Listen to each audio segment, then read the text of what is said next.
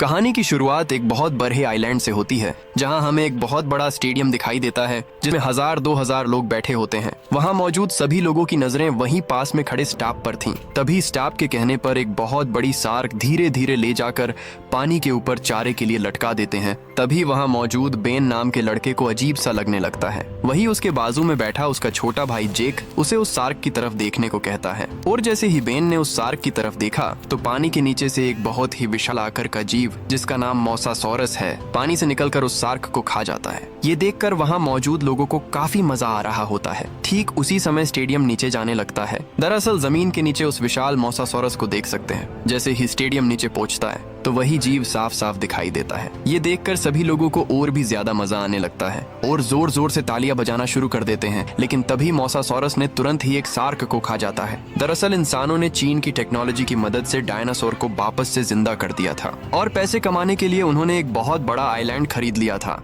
और पूरे डायनासोर उसी आइलैंड पर रखे गए थे और इसी आइलैंड को जुरासिक वर्ल्ड पार्क के नाम से जाना जाता है। डायनासोर और अजीब दिखने वाले जानवर की वजह से ये आइलैंड दुनिया का नंबर 1 टूरिस्ट स्पॉट बन गया। हर महीने छुट्टियां बनाने आने वाले लोगों की संख्या करोड़ों में पहुंच जाती है। लेकिन 20 साल सब सही चलने के बाद डायनासोर इंसानों के लिए बिल्कुल पालतू जानवर के बराबर हो गए थे। अब लोगों को उनमें पहले की तरह मजा नहीं आ रहा था। इसलिए गिरती कमाई और बढ़ते खर्च को रोकने के लिए डॉक्टर बू की टीम ने अलग अलग जानवरों के झील मिलाकर एक नया और भयानक मॉन्स्टर बनाया और उस मॉन्स्टर का नाम इंडोमिनसरेक्स रखा गया, जिसे लोगों का इंटरेस्ट और मजा बढ़ाने के लिए बनाया गया था। लेकिन किसी को जरा सा भी अंदाजा नहीं था कि यही डायनासोर पूरे पार्क के लोगों के लिए सबसे बड़ी मुसीबत बनने वाले हैं। उसी समय इस आइलैंड का मालिक मिस्टर मशरानी इंडोमिनसरेक्स को देखने के लिए पार्क में जाता है। तब उसे पता चलता है कि ये इंडोमिनसरेक्स उम्मीद से ज्यादा बड़ा और बहुत खतरनाक है, जो कि कई बार कांच तोड़कर भागने की कोशिश कर चुका है। इतना खतरनाक डायनासोर देखकर मशरानी बहुत ज्यादा घबरा जाता है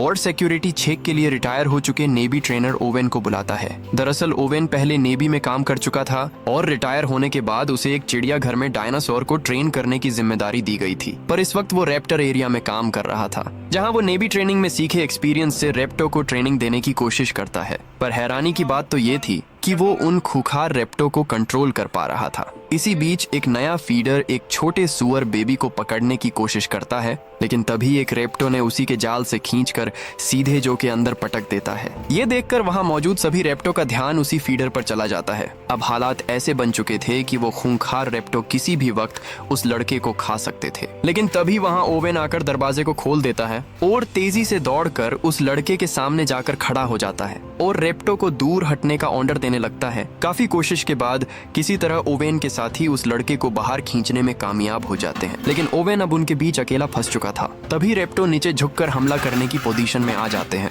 ये देखकर ओवेन को पूरा समझ आ जाता है कि अब उसकी जान खतरे में आ चुकी है। इसलिए वो एक हाथ से उन्हें वहीं पर रोक के रखता है और धीरे धीरे पीछे हटना शुरू कर देता है। अब जैसे ही दरवाजा बंद होने ही वाला था, तभी वो एक गुलाटी खाकर सही समय पर बाहर निकल जाता है और इस तरह से ओवेन की जान बच जाती है।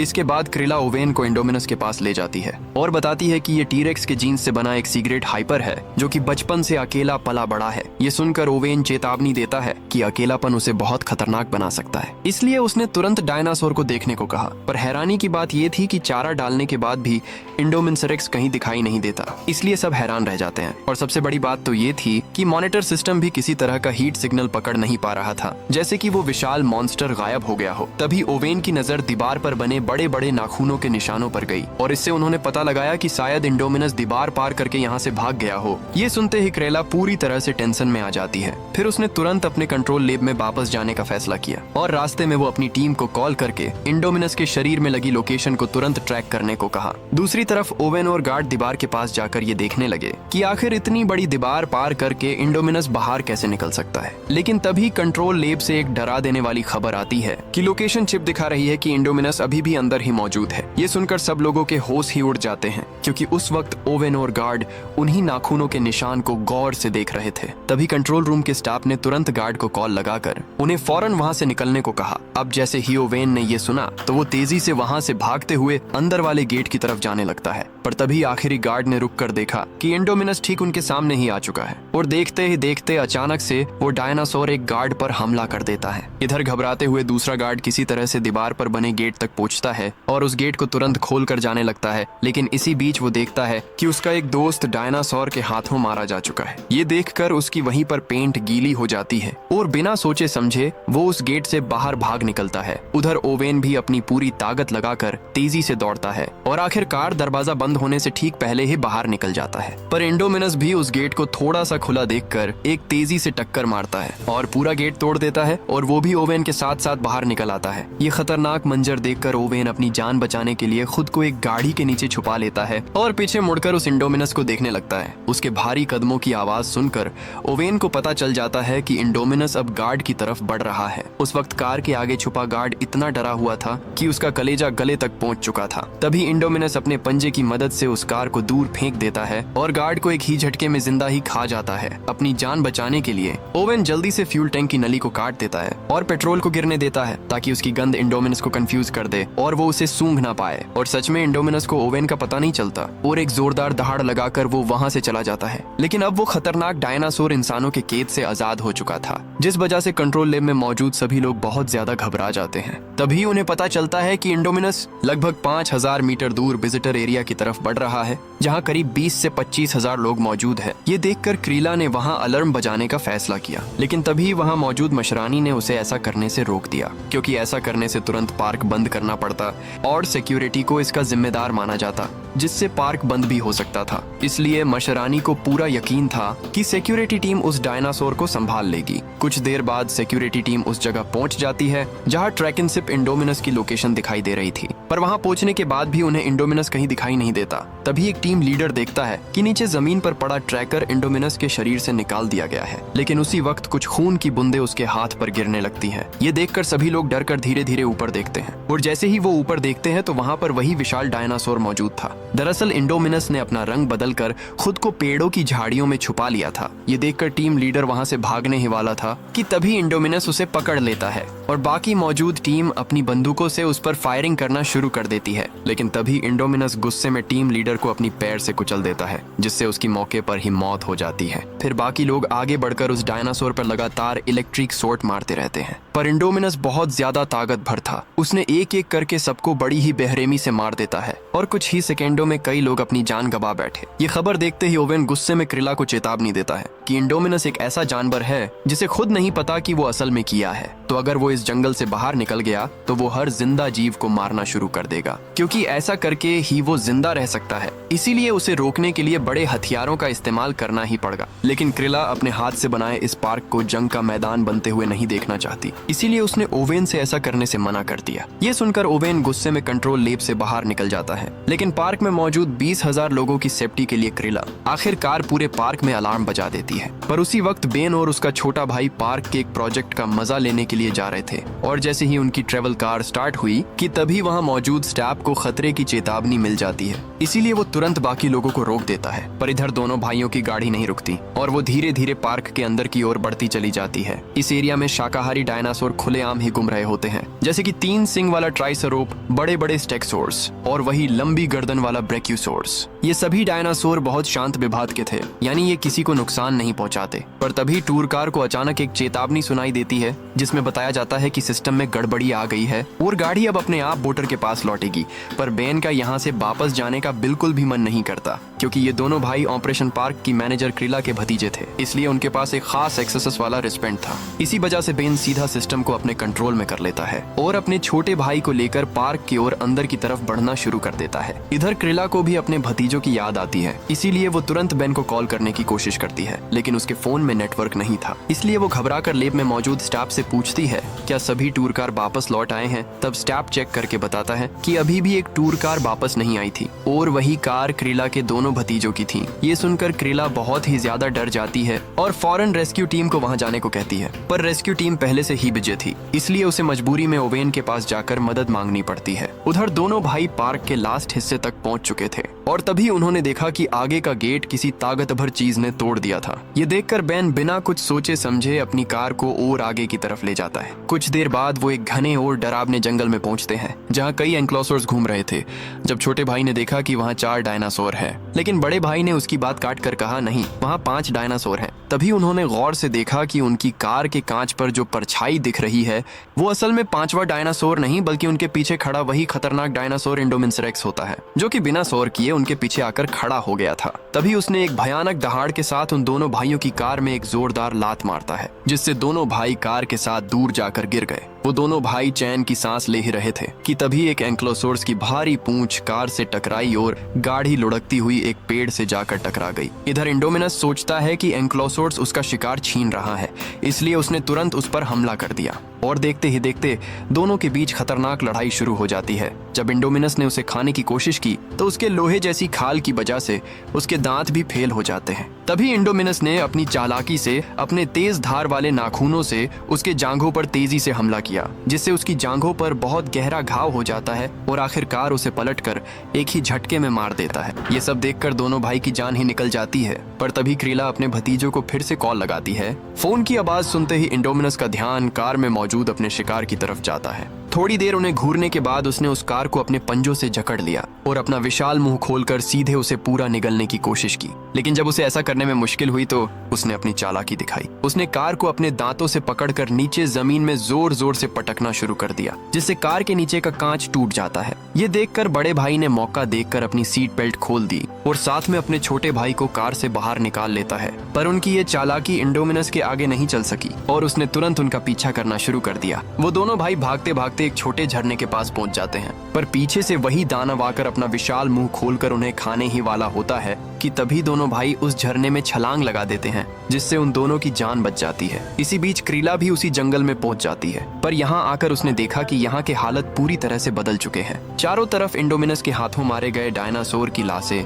बिखरी पड़ी हुई थी। ये सब देखकर ओवेन को पूरी तरह से यकीन हो गया था कि इंडोमिनस किसी को जिंदा छोड़ने वाला नहीं है। कुछ दूर जाने के बाद उन्हें वो टूर कार दिखाई देती है, जिसमें क्रीला के दोनों भतीजे बैठे हुए थे। जब क्रीला ने टूटी हुई कार और जमीन पर पड़ा मोबाइल देखा तो उसे लगा कि उसके भतीजों को इंडोमिनस खा चुका है। ये सोचकर वो अंदर से पूरी तरह से टूट जाती है, पर तभी क्रीला ने जमीन पर बने पैरों के निशान देखे तो उनके अंदर एक उम्मीद जाग जाती है। वो दोनों जमीन पर बने पैरों के निशान का पीछा करते करते वहीं झरने के पास आ जाते हैं जहाँ से उन दोनों भाइयों ने छलांग लगाई थी। वहाँ पहुंचकर ओवेन समझ जाता है कि अभी भी वो दोनों भाई जिंदा हैं और शायद यहाँ से बचकर निकल गए हैं। ये सुनकर क्रीला को थोड़ी राहत मिलती है। दूसरी तरफ कंट्रोल लैब में स्टाफ को एक और खतरनाक बात पता चलती है कि पार्क के अलार्म की वजह से पार्क में 20,000 से ज्यादा मौजूद लोग अब रिजॉर्ट एरिया में इकट्ठा हो चुके हैं और इधर इंडोमिनस ज्यादा से ज्यादा शिकार करने के लिए उसी रिजॉर्ट की तरफ ही बढ़ रहा है, जिससे साफ साफ पता चलता है अब उन 20,000 लोगों की जान खतरे में है। इसलिए ना चाहते हुए भी पार्क के मालिक मशरानी ने फैसला किया कि उसे बड़े और खतरनाक हथियारों का इस्तेमाल करना पड़ेगा। लेकिन स्टाफ की कमी होने की वजह से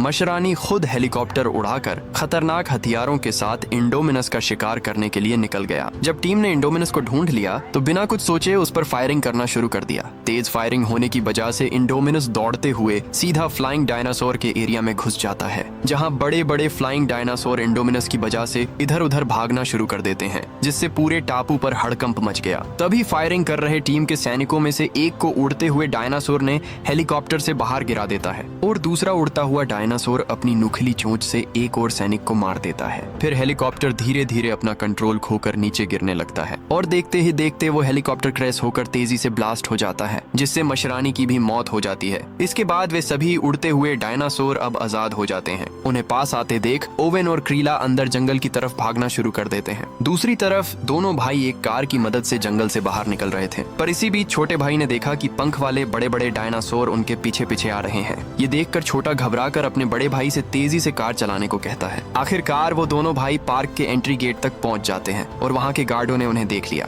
इधर अपने भतीजों की खबर मिलते ही क्रीला और ओवेन भी तुरंत जंगल से बाहर निकले। साथ ही वो दोनों सबसे कहते हुए जाते हैं कि वो सब रिसोर्ट में मिलेंगे। इस दौरान पार्क की सभी राइड्स तुरंत बंद करवा दी गईं और सभी वहाँ मौजूद लोग मजबूरी में वहीं रुक गए। लेकिन तभी पब्लिक प्रोस्कार्ड से एक इमरजेंसी मैसेज आया और लोगों को तुरंत छुपने के लिए कहा गया। शुरुआत में लोग नहीं समझ पाए कि यहाँ आखिर क्या हो रहा है, लेकिन जैसे ही उन सब ने आसमान में वहीं उड़ने वाले बड़े पंखों वाले डायनासोर देखे तो वे घबराकर सब लोग अपनी जान बचाने के लिए इधर उधर भागना शुरू कर देते हैं। लेकिन पंख वाले डायनासोर डायनासोर इतने तेज थे कि जल्द ही लोगों के पास गए और हमला करना शुरू कर दिया। पार्क में हर जगह मौत का खेल शुरू हो चुका था। इसी बीच दोनों भाई रिसोर्ट तक पहुंच जाते हैं और क्रिला की असिस्टेंट से टकरा जाते हैं। पर जैसे ही असिस्टेंट उन दोनों को कहीं सेफ जगह ले जाने वाली थी कि तभी एक पंख वाला डायनासोर उसे पकड़ कर ले जाता है और उसे ऊपर ले जाकर नीचे पानी में फेंक देता है। लेकिन उन डायनासोर को पता नहीं था कि ये मोसासोरस का इलाका है और वो सभी डायनासोर पानी के अंदर जाकर उस लड़की पर हमला करते रहे।